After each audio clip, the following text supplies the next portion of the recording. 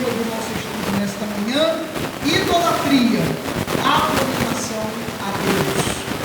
Primeiro livro das Crônicas, capítulo 16, versículo 25, que diz assim: porque grande é o Senhor e muito digno de ser louvado, temível mais do que todos os deuses.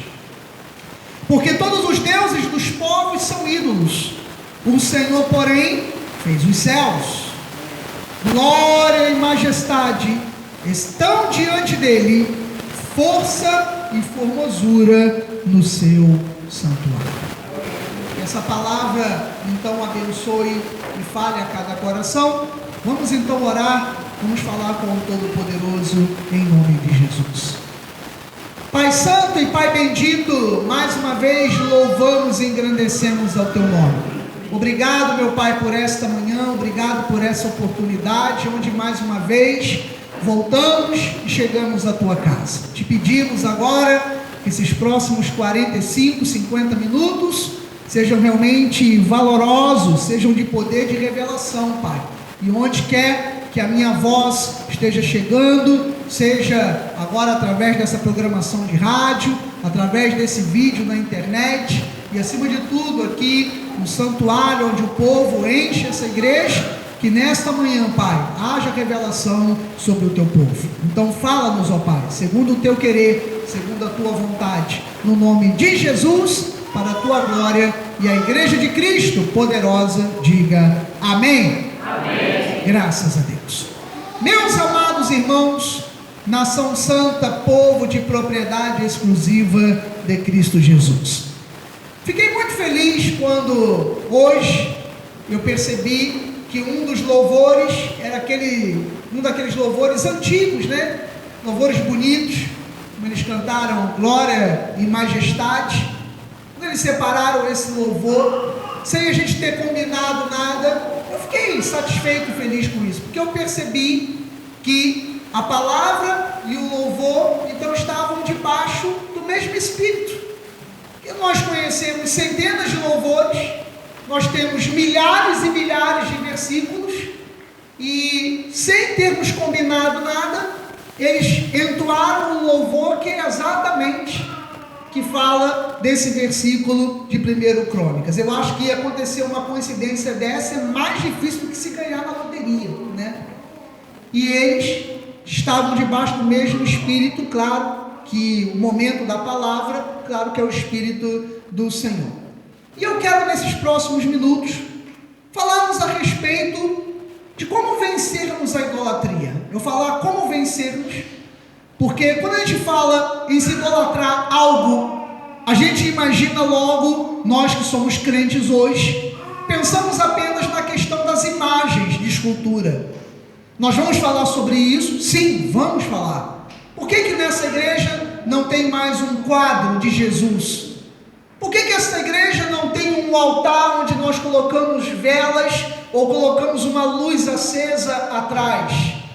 Por que nessa igreja nós não andamos com símbolos no nosso corpo, não andamos com cruz, ainda que sem Jesus pendurado, mas nós não temos um cordão, pelo menos eu não tenho, com ali a cruz? Por que não usamos mais nenhum tipo de simbologia? Porque tudo isso, segundo a palavra, é idolatria. Deus não está onde, e falo isso com a mão na Bíblia, Deus não está onde se divide a glória dele com algo humano. E por isso essa igreja tem um cuidado muito grande, a começar do próprio pastor, em se dizer menor, em se dizer pequeno, não por uma falsa humildade, mas para que não se permita que ninguém dentro dessa igreja olhe para o pastor e o veja como um super-homem, alguém infalível. Ninguém pode, você que está sentado aqui, você que está me assistindo pela internet, ou você que está me ouvindo nesse programa de rádio, saiba disso, sem falsa humildade. Quem está lhe falando é um homem como você. É alguém que falha como você, é alguém que sente dores como você, é alguém que às vezes fica com raiva como você, é alguém da mesma maneira como você.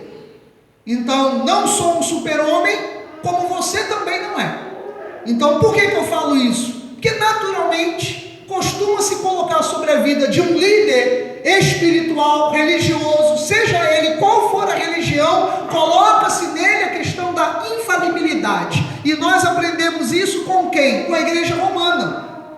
Com a igreja romana, a partir do dia em que aquela fumaça sai lá no Vaticano, daquela sala do concílio, e vem ali o representante, e ele fala, habemus papa, naquele momento, é como se aquele homem fosse incutido de uma divindade, e que ele não falhasse mais. Colocou ali a sua roupa branca, o seu solidéu branco, quando ele coloca, pronto, aquele homem, a veste dele significa o que ele é, a pureza, a brancura, por isso que ele anda de branco, significa que ele é puro, que ele é limpo, né? Que ele é diferente de nós. Então ele passa a ter a divindade, e chegam a lançar a divindade até para Pedro, porque falam que ele é como se fosse o sucessor de Pedro. E se a gente for na Bíblia Sagrada, Pedro foi um dos homens mais complicados que tem no Evangelho, não é, irmã Valmira? Pedro foi um dos homens mais complicados. Ele quase que consegue arruinar o plano de Jesus, de morrer na cruz. Porque quando foram prender Jesus, Pedro sacou da espada e falou, eu vou entrar na frente e não vou deixar. Jesus teve que fazer a reta de Satanás. Jesus teve que chamar Pedro de Satanás.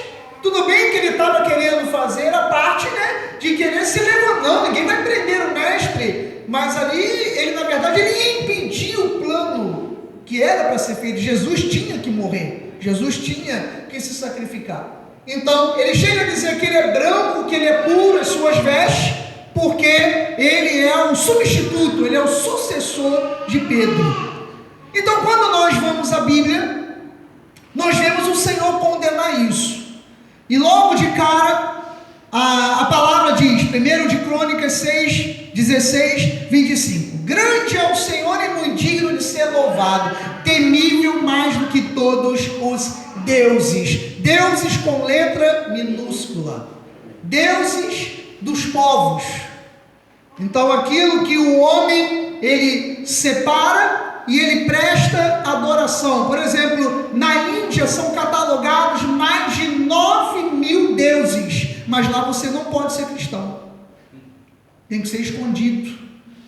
Lá pode-se adorar uma vaca, é verdade, eu não estou brincando, adora-se uma vaca, adora-se um boi, mas não pode-se adorar a Cristo.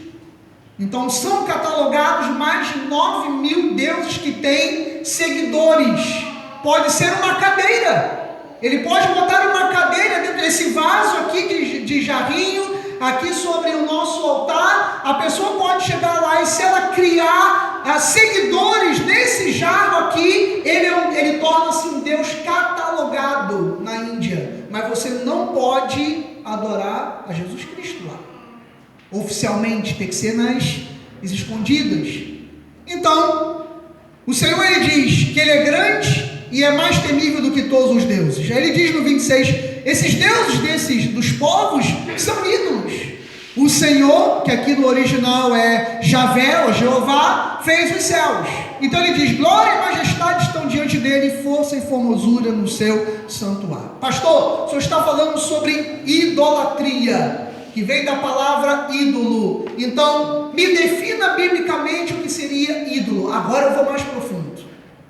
Ídolo é tudo aquilo que nós colocamos no lugar de Deus. É um ídolo. Você pode até não ter uma imagem na sua casa. Você pode não ter uma escultura na sua casa. Você pode não ter mais uma gravura, você pode não se render a um vaso de flores, mas se há algo na tua vida que é maior do que Deus, é o teu ídolo. É verdade, mas é o teu ídolo. E aí é por isso que eu entro na questão que eu falei no início da mensagem sobre o pastor.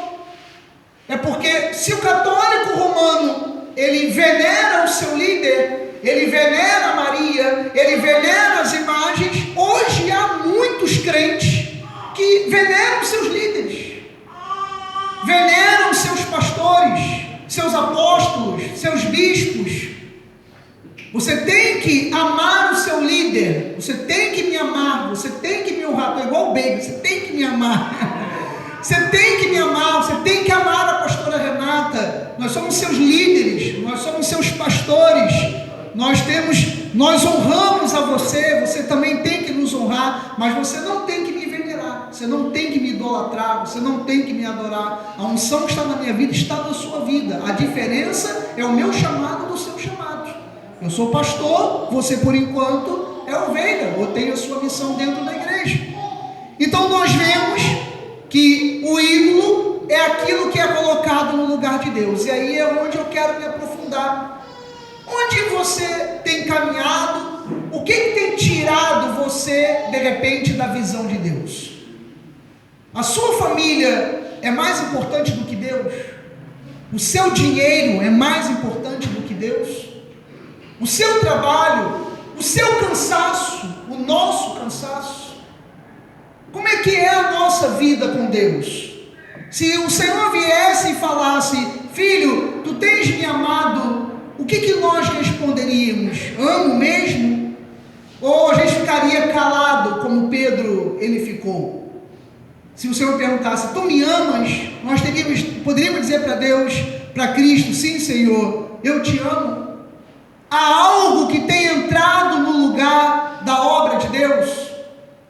Há algo que tem entrado no teu tempo com Deus? Pastor, eu passo horas diante de um computador, diante de uma televisão, diante de um celular, diante de um Facebook, mas eu não tenho tempo com Deus. Isso tem sido teu ídolo. Isso tem sido teu ídolo. Então, o ídolo é aquele que entra na frente de Deus. Imagina você querendo falar com alguém, eu querendo conversar com o pastor Marcelo Gilo, e alguém entrando aqui na minha frente, tentando impedir a minha comunhão com ele. Isso que entra na frente é o ídolo.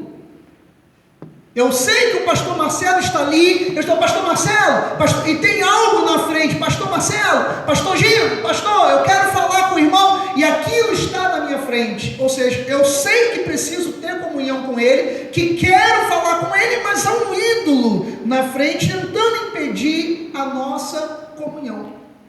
E isso muitas vezes é desapercebido, porque só quem está de fora é que muitas vezes vê. E quem está, por isso que é uma luta muito grande de um pastor, porque muitas vezes o pastor, ele confronta exatamente esses ídolos que estão surgindo, e por isso é uma luta muito grande que eu e a pastora Renata e os outros pastores nós temos. Porque quando a gente vai comentar com alguém, com alguma coisa, e às vezes para eu comentar algo, a pastora Renata que sabe, quantas vezes, né, Renata, a gente fica, tem que falar com fulano, tem que falar com cicrano, tem que falar com beltrano, e a gente vai ali, relutando, porque a gente sabe que é complicado. Para você chegar para alguém e você ter que dizer: fulano, olha só, eu tenho percebido, então eu vou cheio de dedos, com o maior cuidado, para poder falar, porque 90% de nós não percebemos que há um ídolo entre nós e Deus. Nós falamos: não tem nada a ver, pastor, é impressão sua. E isso é uma verdade. Pastor, é impressão sua. E lá na frente a gente descobre que não era impressão, que era uma verdade. Então, às vezes, esse ídolo é colocado na nossa frente e nós não percebemos. Você quer ver como é que Paulo falou a uma igreja que vivia a graça? Gálatas capítulo 3, versículo 1. Ele disse: olha como é que o pastor chamou a igreja: ó Gálatas insensatos, quem vos fascinou a vós outros, antes cujos olhos foi Jesus Cristo exposto como crucificado? Quem foi que vos fascinou? Essa palavra fascinar, ela é do original grego embruxar, enfeitiçar. Então seria assim: Gálatas insensatos, quem vos enfeitiçou? Quem vos embruxou? A idolatria faz isso. Alguém conhece alguma pessoa que é louca por um artista, por um jogador de futebol, que ela vive para aquilo? Alguém aqui conhece? Eu conheço. Eu conheço também, irmão Pedro, eu conheço. Ou, mais ainda, por político, alguém aqui, a gente conhece um monte. E estou dizendo de ambos os lados, tanto do Lula quanto do Bolsonaro, mano. Tanto de um lado quanto do outro. Né? A gente já não aguenta mais quem é 100% do Lula e quem é 100% do Bolsonaro. A gente já não aguenta mais. Então tem um lado e tem o outro. Então a Bíblia diz: quem vos fascinou? Quem vive só para isso? Quem vos enfeitiçou? Então havia uma igreja que estava debaixo de um feitiço. A Bíblia então fala que é uma idolatria. A idolatria, ela tira a visão de Deus, ela faz Deus se esconder. Deus se esconde. E aí eu quero mais uma vez perguntar à igreja: Deus tem se escondido de nós? Ou nós nos escondemos dele? Há algo que tem entrado na nossa frente com Deus, que não nos tem permitido ver Deus 100%. Deus está embaçado, Deus está com uma visão míope, né? Aliás, nós estamos com uma visão míope em relação a Deus. Quantas coisas que nós compreendemos que deveríamos fazer e não temos feito, porque há algo no meio. Aí é aquela idolatria que nós sabemos que estamos entrando, mas muitas vezes nós não temos forças para sair, porque há a idolatria daquele que está enganado e não vê. Às vezes você chega para alguém que é bem católico romano, por exemplo, e você vai falar para ele: filho, mas isso aqui não tem vida. Ele fala: eu sei, mas é o meu santinho. Não é assim que a pessoa fala? Eu não consigo, assim como eu tenho a sua foto, eu tenho a foto de quem eu amo, então não é que eu adore. Então a pessoa, ela não vê, ela está enfeitiçada, como um dia talvez eu e você estivemos também. Então olhávamos e não víamos. Mas aí eu repito, dentro da igreja de Jesus, hoje também nós percebemos pessoas assim, que elas estão ali, estão com seus ídolos e elas não percebem.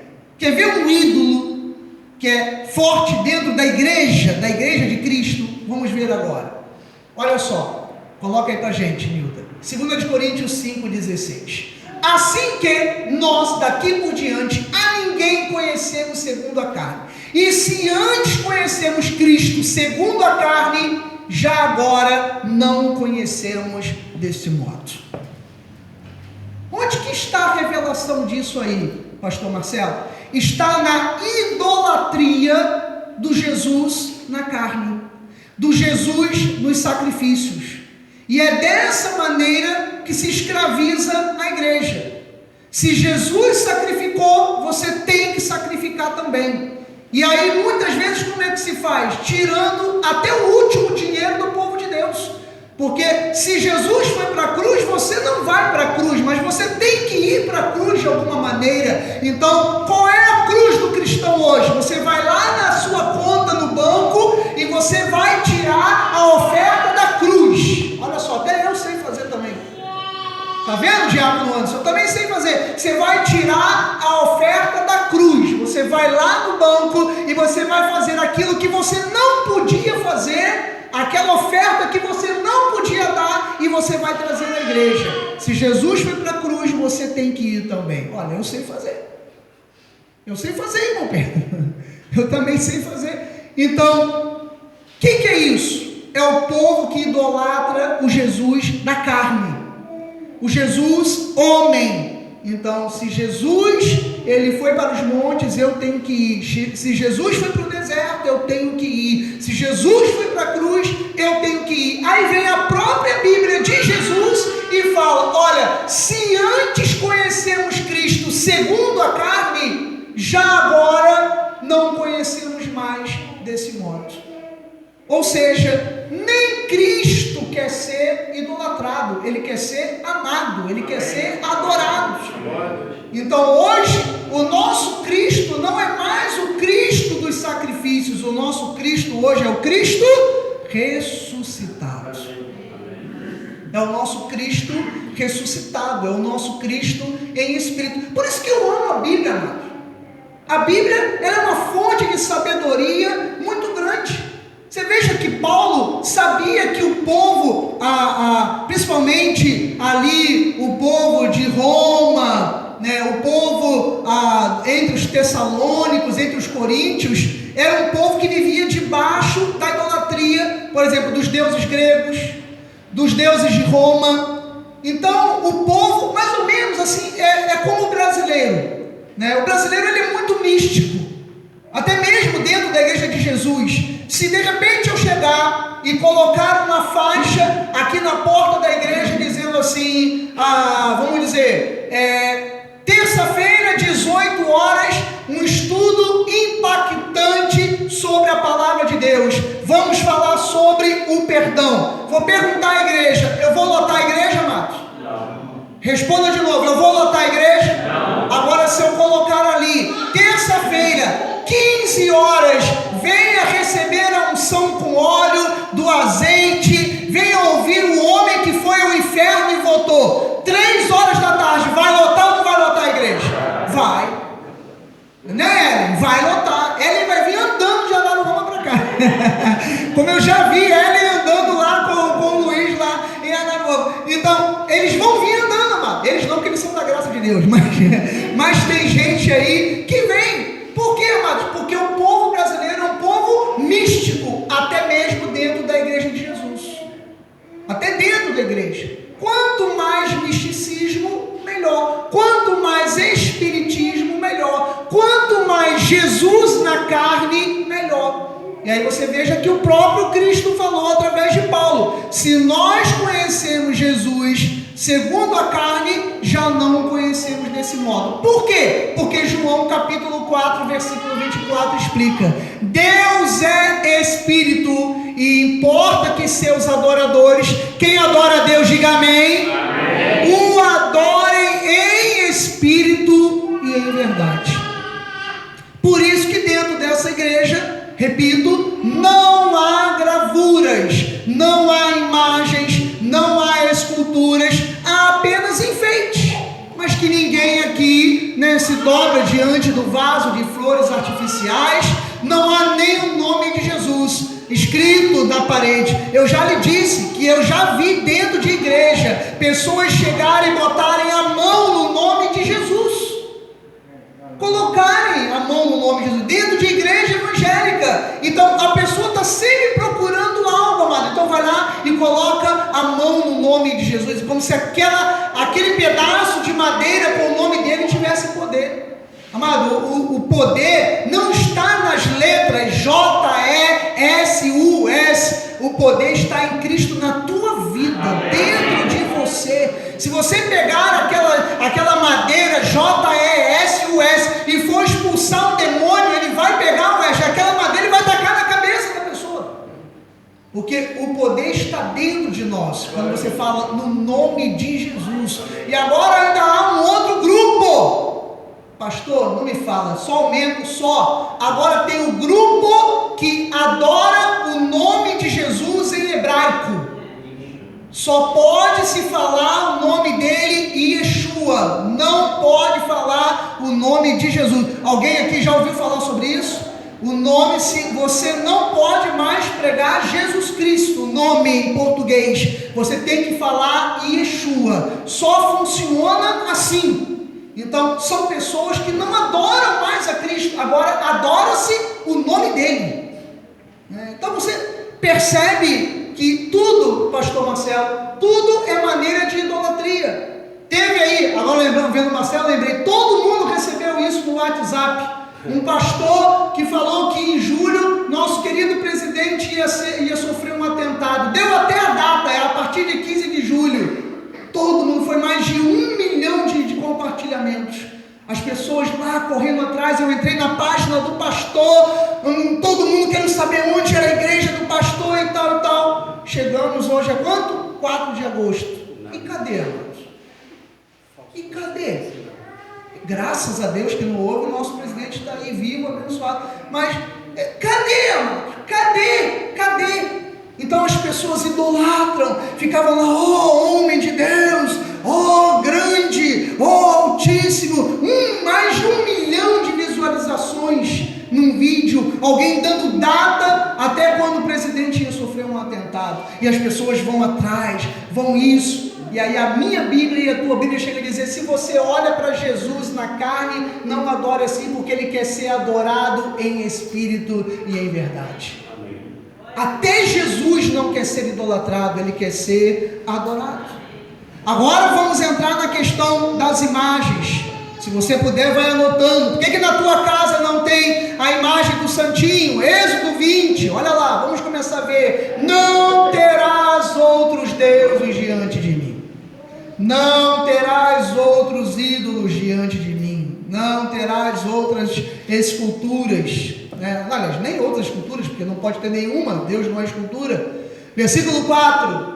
Não farás, isso aqui tinha que estar em letra maiúscula, não farás para ti imagem de escultura, nem semelhante alguma do que há em cima dos céus, ou seja, não pode ter imagem de Deus, imagem de Jesus, imagem de santo, nem de debaixo da terra, ou seja, nem imagem de minhoca, nem de Satanás, nem de mandioca, nem de nada, nem nas águas de debaixo da terra, nem aquele poço que você tem na sua casa, você não pode fazer imagem de nada disso. Versículo 5, coloca aí, não as adorarás, nem lhes dará culto. Pastor, o que eu tenho na minha casa é só uma foto de alguém que eu amo, mas na minha foto ninguém acende vela, ninguém coloca lá uma aguinha junto à minha foto, ninguém entra, esse dará culto, ou seja, você não pode entrar num lugar e prestar culto no lugar onde tem imagens, você não pode fazer isso, porque ele fala, eu sou o Deus, o Senhor teu Deus, Deus zeloso, que visito a iniquidade dos pais nos filhos até a terceira e quarta geração daqueles que me aborrecem. Você conhece um país que está vivendo isso aqui, amados? Ou que vive, que a partir de agora não há de viver mais, mas vai mudar em nome de Jesus? Então você olha aí, qual é o país que vive isso aqui? Brasil. Gerações e gerações debaixo de maldição. Gerações e gerações, não muda. Posso falar porque está público, o nosso pastor Marcos Feliciano, que eu tenho carinho como pregador, foi fazer o conserto da cara, para não falar outra coisa. Eu ia usar outro termo, mas estou na igreja. Ele foi consertar a cara, trocou toda a mandíbula e os dentes. Sabe quanto é que custou o tratamento dele? 157 mil reais. Sabe quem pagou? Eu e você. Eu e você, porque a Câmara dos Deputados reembolsa qualquer tratamento feito pelos deputados. Consertar a cara, para não falar outra coisa, imagina mesmo, meus dentes são para baixo, tem falta de dentes aqui atrás, 4, tem bruxismo também, faço de noite isso aqui. Para consertar isso aqui custou 157 mil reais. E nós, com os nossos impostos, pagamos. Você viu isso, Maria José? Você viu? Pagamos 157 mil. O que é isso, Maria José? Isso é maldição sobre um país. Quando tem gente morrendo de fome, um deputado está consertando a cara com 157 mil reais. Não era para quebrar a cara dele com uma pancada, para não dizer outra coisa, e fazer ele consertar de novo, amados? Isso é um soco na minha cara e na sua cara. 157 mil reais para consertar os dentes e a mandíbula. Então, sabe, isso é uma maldição no país. É um problema, e o Senhor falou, eu visito a iniquidade de um país que é idólatra, de uma terra que é idólatra. Versículo 6, olha lá, faço misericórdia até 1000 gerações daqueles que me amam e guardam os meus mandamentos. Agora você vê outras nações, como são abençoadas. Alguém viu aqui no Globo Repórter uma série de reportagens sobre a Noruega? Alguém viu aqui? Eu vi. Acho que só eu e Rebeca vimos. Que país lindo, que país maravilhoso. Entre 85% e 90% daquele país é luterano, presbiteriano, ou seja, são cristãos. Vivem 8 meses do ano debaixo de neve, e durante 4 meses do ano eles produzem, eles guardam a comida, eles produzem tudo, e nos outros 8 meses do ano são os meses em que eles colhem o fruto deles do verão. é um país que vive 8 meses do ano debaixo de neve.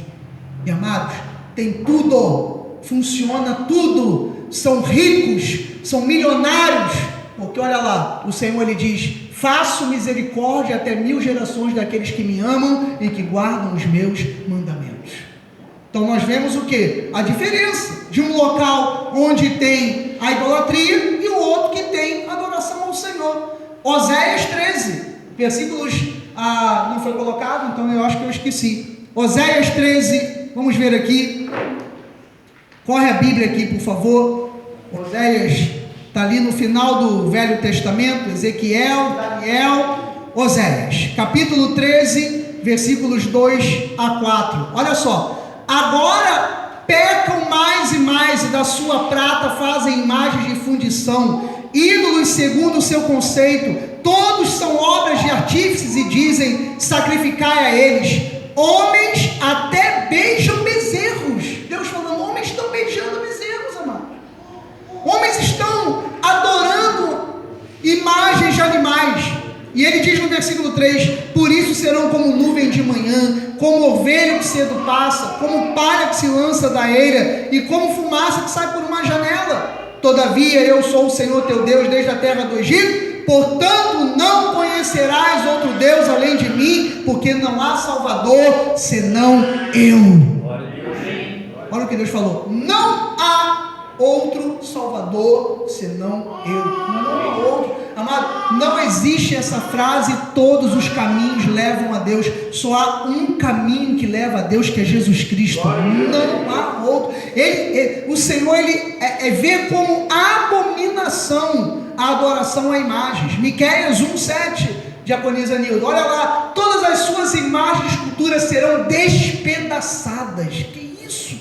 E todos os salários de sua impureza serão queimados, de todos os seus ídolos eu farei uma ruína, porque do preço da prostituição os ajuntou, e a este preço volverão. Deus chama adoração e imagens de prostituição. Assim como um homem se torna imundo quando se chega a uma prostituta, o Senhor está dizendo: assim é prostituta a igreja que tem adoração a imagens. Olha lá: assim, todos os salários de sua impureza serão queimados, todos os seus ídolos eu farei uma ruína, porque do preço da prostituição os ajuntou, e a este povo volverão. Versículo 8: por isso lamento e uivo. Que isso, gente? Ando despojado e nu, faço lamentações como de chacais e pranto como de avestruzes. Qual é o lamento do chacal? O uivo do lobo. Deus está dizendo: toda vez que alguém adora um ídolo, uma imagem, gente, isso aqui é muito sério, isso aqui é muito sério, isso é muito profundo. Toda pessoa que se dobra diante de um ídolo, a Bíblia diz que Deus uiva como se fosse um lobo, como se fosse um chacal. Como é que alguém vem dizer que é cristão, que usa a Bíblia e tem um ídolo na sua vida, amados? Isso aqui, é o Senhor falando, não sou eu. Deus dizendo: quando coloco um ídolo, para mim é uma prostituição. Deuteronômio capítulo 29, versículo 16. Deuteronômio 29. Porque vós sabeis como habitamos na terra do Egito, e como passamos pelo meio das nações, pelas quais viestes a passar. Próximo. 17. Vistes as suas abominações, seus ídolos, feitos de madeira e de pedra, bem como vistes a prata e o ouro que havia entre elas. Não é o que nós vemos? Existem imagens de escultura que custam milhares e milhares de reais. E o Senhor falou: eu vi as pedras preciosas nelas. Eu vi as riquezas dentro dessas pedras, dentro dessas imagens. Versículo 22. Olha lá, tem o 22? Não tem.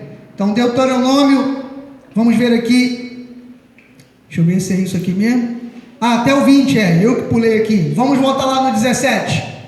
17, aí, 18. Para que entre vós não haja homem, nem mulher, nem família, nem tribo cujo coração hoje se desvie. Pessoas que adoram a imagem são pessoas desviadas. Que se desvie do Senhor nosso Deus e vá servir aos deuses dessas nações, para que não haja entre vós raiz que produza erva venenosa e amarga. 19. Ninguém que ouvindo as palavras dessa maldição se abençoe no seu íntimo, dizendo: terei paz. Olha lá o que ele está falando. Há pessoas que se dobram diante de uma imagem e diz: ai, graças a Deus, que maravilha, agora eu estou em paz com Deus. Ele falou que ninguém se livre da maldição dessa palavra. Aquele que se abençoa no seu íntimo, depois de se prostrar uma imagem, ele diz: terei paz, ainda que eu ande na perversidade do meu coração, para acrescentar sede à minha bebedice. Rapaz, isso aqui, nossa... Deus falou: se você se dobra diante de uma imagem e diz: ai, graças a Deus, agora eu estou em paz porque eu servi a Deus, ele falou que a maldição da palavra venha sobre a sua vida, e que você venha ainda ter mais sede, de se embriagar, de beber. Gente, idolatria é completamente abominável ao Senhor. Juízes capítulo 10, versículo 6. Tornaram os filhos de Israel a fazer o que era mal perante o Senhor. Serviram aos Baalins, aos Astarotes, aos deuses da Síria, aos de Sidom, de Moabe, os de Amon, dos filisteus. Deixaram o Senhor e não o serviram. Então Deus falou: o povo está me deixando, não está me adorando. Versículo 7. Acendeu-se a ira do Senhor contra Israel e os entregou nas mãos dos filisteus e nas mãos dos filhos de Amon. Se você ainda tem um ídolo na sua casa, agora deixa eu abrir esse parênteses aqui, amado. Você tem um ídolo na sua casa, você tem uma imagem, você tem uma escultura, porque foi de vovô, porque foi de vovó, porque aquilo ali eu guardo como se fosse uma relíquia. Meu amigo, meu filho, minha filha, se desfaça disso. Jogue isso fora. Traz aqui para a igreja, a gente joga fora. Livra-se disso. Você tem um Balaim na tua casa, um Baalim, você tem um Astarote, você tem um Deus. Talvez alguma coisa na sua vida não esteja andando por causa disso que você tem na sua casa. Isso é maldição. Joga isso fora. Israel estava contaminado e foi entregue aos filisteus por causa disso, porque adorava ídolos que na verdade eram abominação ao Senhor. 1 Samuel 7.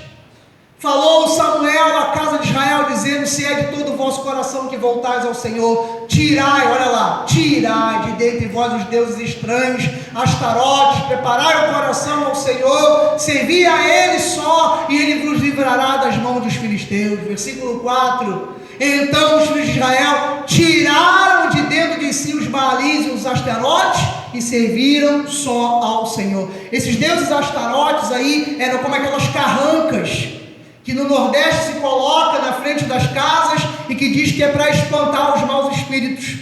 Então Israel passou a ter isso, e Deus falou: tira essas carrancas da frente da tua casa, tira esses Baalins, tira esses Astarotes, tira isso, porque isso atrai maldição para dentro da família. Próximo, Nilda. Jeremias, agora preste atenção. Esse aí, gente, isso aqui você tem que anotar. Marca na sua Bíblia, faz uma marcação aí no seu celular, esse texto aqui. Jeremias 44:16.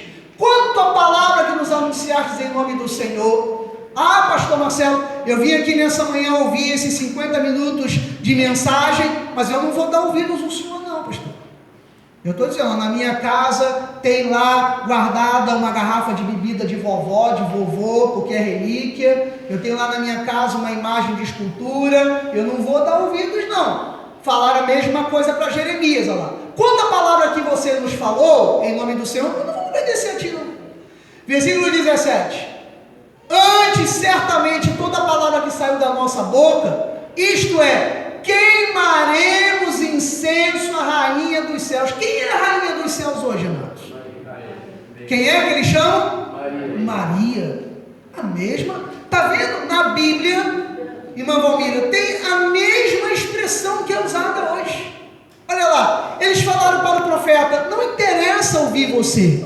Da nossa boca nós queimaremos incenso à rainha dos céus, lhe ofereceremos libações como dos nossos pais, reis, e desde o princípio temos feito, nas cidades em Judá, Jerusalém, porque nós tínhamos fartura de pão, prosperávamos e não víamos mal algum.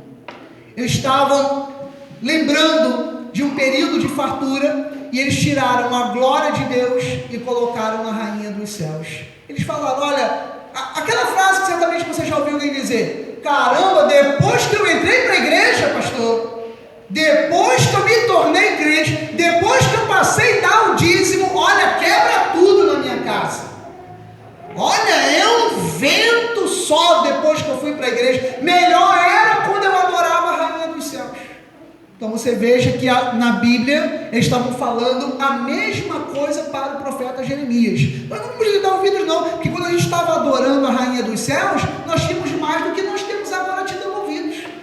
Versículo 22, olha lá: o Senhor já não podia por mais tempo sofrer a maldade das vossas obras, as abominações que cometeis, pelo que a vossa terra se tornou deserta, um objeto de espanto e de desprezo e desabitada, como hoje se vê. 23, pois queimastes incenso e pecastes contra o Senhor, não obedecestes a voz do Senhor, e na sua lei, nos seus testemunhos já não andaste, por isso vos sobreveio esse mal, como hoje se vê. E aí eu pergunto, amados, que país que você vê isso aqui?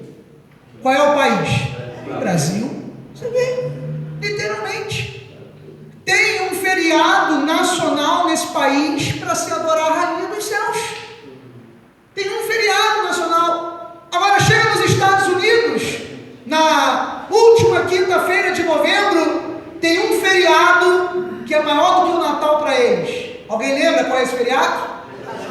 Ações de graças, Isaac. Feriado de ações de graças. É quando eles vão para a praia, é quando eles viajam, é quando as famílias se reúnem. É um feriado chamado de ações de graças. É o feriado nacional deles. Tudo para nos Estados Unidos. É o dia em que eles sentam à mesa, né? E lá as famílias se reúnem em ações de graças a Deus. E o nosso maior feriado, tirando o carnaval, essas coisas, é o feriado da Rainha dos Céus em 12 de outubro. Você está vendo a diferença? Olha a diferença. E o Senhor falou: isso é abominação. Aí vamos ver o que a rainha dos céus, que eles chamam, que nós conhecemos como Maria, o que ela falou em Lucas capítulo 1. Vamos ver se ela quis ser adorada. Então disse Maria, ela própria, quando recebeu a notícia que estava grávida de Cristo: a minha alma engrandece ao Senhor. Próximo. 47. E o meu espírito se alegrou em Deus, o quê? Gente, o que ela estava esperando era o Salvador dela mesma. Então você veja que ela fala, né? O meu espírito se alegrou em Deus, o meu Salvador.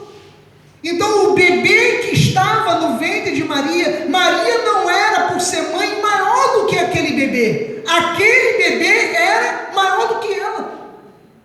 Aí um dia Jesus estava lá pregando, jovem ainda, com 12 anos, e esse menino, Dani, ele sumiu.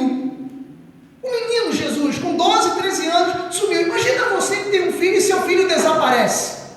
E você fica louca, atrás dele, atrás dela, procurando seu filho. O que aconteceu? Maria passou por isso. Jesus entrou numa, entre aspas, igreja, numa sinagoga com 12, 13 anos, começou a pregar, esqueceu da hora, Lisa, esqueceu da hora. E aí, dá-lhe Maria procurando com seus irmãos. E chega um instante em que encontram Jesus, e Jesus está pregando. Olha o que aconteceu. Marcos, capítulo 3, pode botar isso aí. Versículo 31. Nisto, chegaram sua mãe e seus irmãos. Outra coisa, tá? Os nossos irmãos católicos, eles não acreditam que Jesus teve irmãos de sangue, filho de Maria. E Jesus teve. Maria, ela não morreu virgem. Ela teve mais de 10 filhos, amados.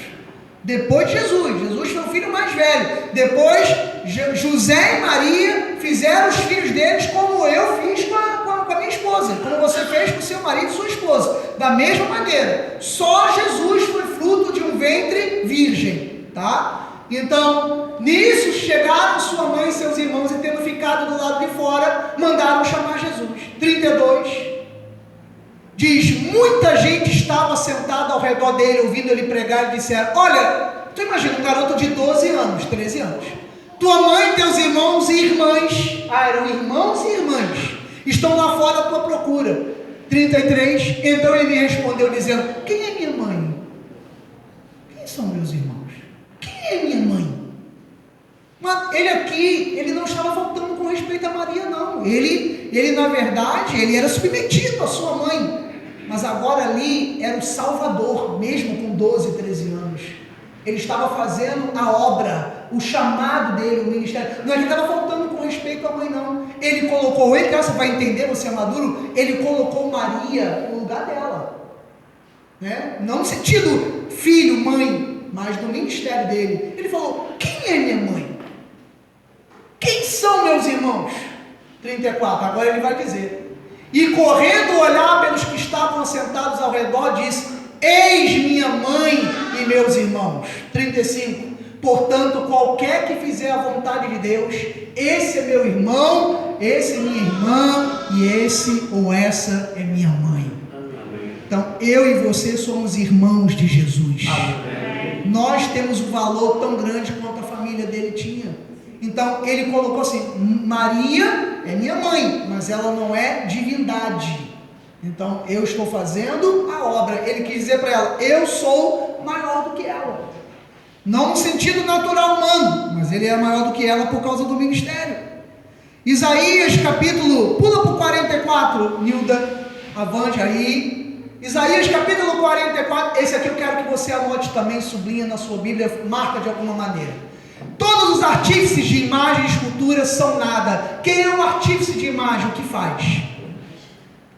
É o cara que faz. Aí a Bíblia vem, Marcinene, e diz, aquele cidadão que faz aquela chamada obra de arte, ele prepara, e aí a Bíblia diz, esse cara, na língua, vamos botar assim de hoje, esse cara não é nada. A Bíblia diz, ele não é ninguém.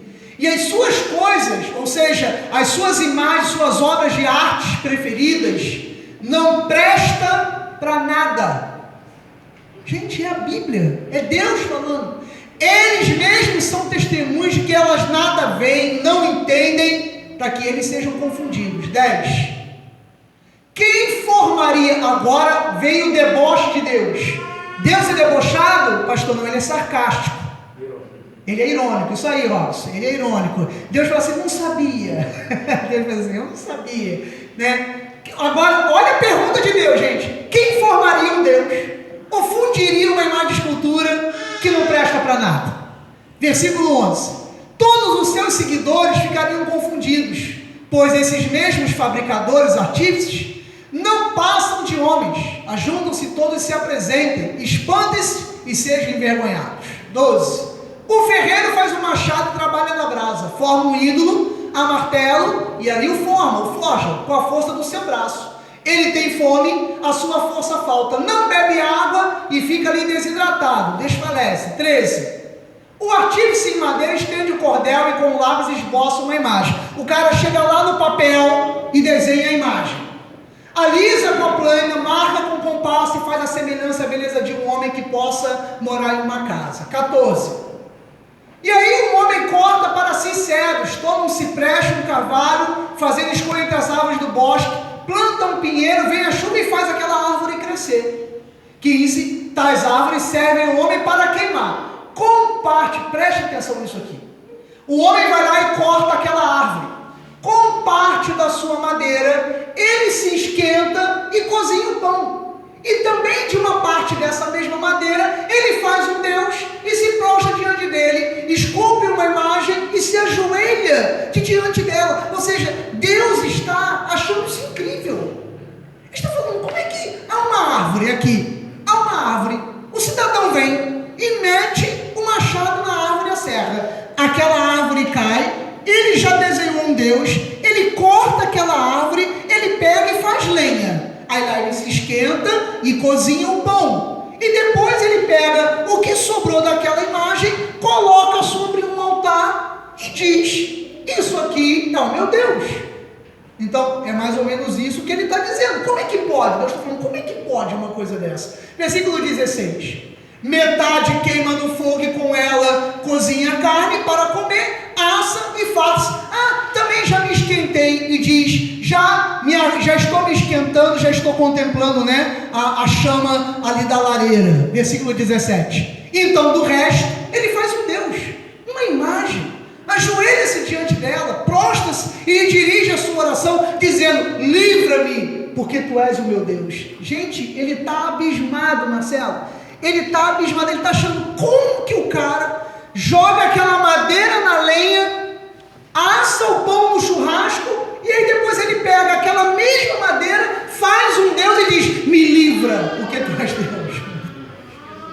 Você está vendo? O próprio Deus está indignado. Ele fala: como que vocês fazem isso? Versículo 18.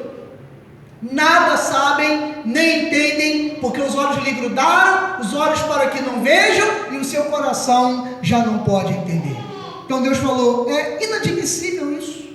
Como que alguém pode se prostrar diante de uma imagem, né? Diante de uma imagem, que aquilo foi usado, a madeira, para você comer, para você se esquentar, e agora vem ali um cidadão e se ajoelha diante dela e se prostra e diz: tu és o meu Deus. Como que você pode fazer isso?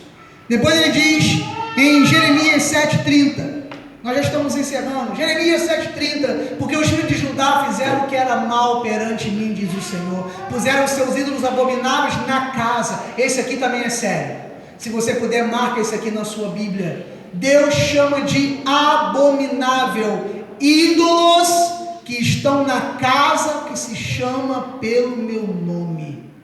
Nenhuma igreja, presta atenção, nenhuma igreja pode ter imagens. A Bíblia chama, se você entra num lugar e você vai lá prestar sua oração, sua adoração a Deus, nesse lugar não pode ter imagens de escultura. Olha lá, os filhos de Judá fizeram o que era mal perante mim, puseram seus ídolos abomináveis na casa que se chama pelo meu nome para a contaminarem. Olha aqui nessa igreja, não tem imagem nenhuma, repito, não tem nem o nome de Jesus, que é para ninguém ter o risco de passar aqui e olhar: eu botei a mão no nome sagrado de Jesus. Não pode, nada que seja de adoração em uma igreja é chamado de abominável. Vamos lá, os Salmos, pula até os Salmos, que a nossa hora já avançou. Aí, Salmo 115, versículo 1. Esse salmo aqui também é de suma importância. Anota aí na sua Bíblia: não a nós, Senhor, não a nós, mas ao teu nome dá glória, por amor da tua misericórdia e da tua fidelidade. Esse salmo aqui, eu vi o exército de Israel cantando antes de um conflito com os palestinos. E o que é interessante, pastor Marcelo, é que nós ficamos naquela tensão. Seja se você for procurar um trabalho, seja se você for resolver um problema seu na justiça, ou contra um inimigo, contra uma luta, antes de entrarem na guerra, Wesley, eles estavam agarrados, os soldados israelenses, judeus, eles estavam pulando, alguns com o seu kippá, o inimigo do outro lado, eles com o shofar, tocando a trombeta, com as bandeiras de Israel, com os fuzis M16 nas costas, e eles pulando, irmã Valmir, e cantando o Salmo 115. Eles simplesmente aniquilaram os inimigos. Eles simplesmente aniquilaram os inimigos, os soldados de Israel, repito, com os fuzis nas costas, pendurados, e eles pulando, e eles cantando o Salmo 115. Não a nós, Senhor, não a nós, mas ao teu nome da glória. Sempre que você for a uma luta, se for resolver um problema, você fala: não é para mim, não a nós, mas ao teu nome da glória, Senhor, ao teu nome. Hoje eu vou lá naquele hospital, eu vou resolver esse problema, a minha saúde está nas tuas mãos, não a nós, mas ao teu nome. Senhor, amanhã eu vou nessa causa de justiça, amanhã eu vou procurar esse emprego, eu quero uma porta nova. Quando você abrir a sua loja, Marcelo, não a nós, mas ao teu nome, Pai, dá glória de enviar os melhores clientes. Não a nós, mas ao teu nome dá glória, por amor da tua misericórdia e da tua fidelidade. 2, porque diriam as nações: onde está o Deus deles? Quem nunca aqui ouviu isso, né? Quem aqui de nós nunca ouviu? Você é crente, você está na igreja, por que você não foi curado? Engraçado, né? Você é crente, eu eu sou teu tio, eu sou teu avô, tua avó, sou teu pai, sou tua mãe. Você é crente e você recebe o dinheiro das minhas mãos, né? É das minhas mãos. Aí eu falo, porque está escrito que Deus dará ao ímpio, o ímpio vai amontoar para dar ao justo. Então eu uso resposta para tudo, né? Deus vai dar o ímpio para abençoar o justo. Então as pessoas às vezes perguntam, onde está? Cadê teu Deus? Você está sentindo isso? Cadê teu Deus? Ivana, está passando por isso? Cadê teu Deus? Viviane, está passando por isso? Cadê teu Deus? Né? Onde está o Deus deles? A Bíblia também pergunta, né? Quando falam em relação a nós. Versículo 3. No céu está nosso Deus. Olha que resposta. E tudo Ele faz como lhe agrada. Está na vontade dEle. Versículo 4. Agora Ele vem falando. Prata e ouro são os ídolos de quem fala isso para nós. Obra das mãos de homens. Começa a anotar agora, sublinhar na tua Bíblia. Versículo 5. Tem boca e não falam. Não tem estátua nenhuma dentro dessa igreja. Por quê? Tem boca, não falam. Tem olhos, não veem. 6. Tem ouvidos, não ouvem. Tem nariz, não cheiram. 7. Suas mãos não apalpam, seus pés não andam, som nenhum sai da sua garganta. E agora? Tornem-se semelhantes a eles os que os fazem, e quantos os que neles confiam. Quem anda com um ídolo, quem adora um ídolo, quem se prostra diante de um ídolo, é igualzinho a ele. Não vê, não ouve, não cheira, não sente, é mudo, é parado e torna-se igualzinho a ele. Por isso que dentro dessa igreja, na minha vida e na tua vida, não tem mais ídolos, não tem mais imagens. Pastor, e eu conheço pessoas que dizem assim, eu estou no céu, porque eu tenho um ídolo na minha vida. Penúltima passagem, Apocalipse, pode botar isso, 22:14. Bem-aventurados aqueles que lavam suas vestiduras no sangue do Cordeiro, para que eles assistam direito à árvore da vida e entrem na cidade pelas portas. Que maravilha, né, gente? No dia que Jesus voltar, tocar a trombeta, eu e você seremos elevados aos céus, e as portas dos céus se abrirão e nós entraremos por ela. Quem crê, diga amém. Olha lá, nós vamos entrar pelas portas, nós vamos entrar pela frente. Versículo 15. E quem não vai entrar? Vão ficar ali fora. Aqueles que são os cães, ou seja, não é o cachorro não, tá amado? Os que são maus, que andam na maldade, os cães, os feiticeiros, os impuros, os assassinos, os idólatras e todo aquele que ama e pratica mentira. Talvez alguém venha dizer assim, não importa como se chega a Deus, o que interessa é que está nele. Fulano pode ter os ídolos dele lá, mas fulano é bom, vai ficar de fora, porque só entra aqueles que são puros, né? E ficam de fora os cães, feiticeiros, impuros, assassinos, idólatras e aquele que ama e pratica a mentira. E eu termino com aquilo que pode falar para nós esses 53 minutos de mensagem. Eu termino com João, capítulo 14, versículo 6. Que antes de eu conhecer a graça de Deus, era o único versículo que eu sabia de cor. Foi a única coisa que eu aprendi na Universal, mano. Isso aqui eu sabia de cor. João, eu sabia até onde era. João, capítulo 14, versículo 6. Respondeu-lhe Jesus: todos os caminhos levam a Deus. É isso, gente? Não. Eu sou o caminho. Vamos ler juntos? Vamos lá? Para despertar? 1, 2 e... Eu sou o caminho e a verdade e a vida. Ninguém vem ao Pai senão por mim. Amém. Ninguém pode ir a Deus se não for através de Jesus Cristo. Amém. A igreja Graça e Adoração não salva, o pastor Marcelo Higgins não salva, a própria Bíblia, ter o livro nas mãos não salvam, nem a letra na madeira JESUS salva. O que salva é a pessoa de nosso Senhor e Salvador Jesus Cristo dentro de nós. Ele é o caminho, Ele é a verdade, Ele é a vida. Assim seja, assim disse o Senhor.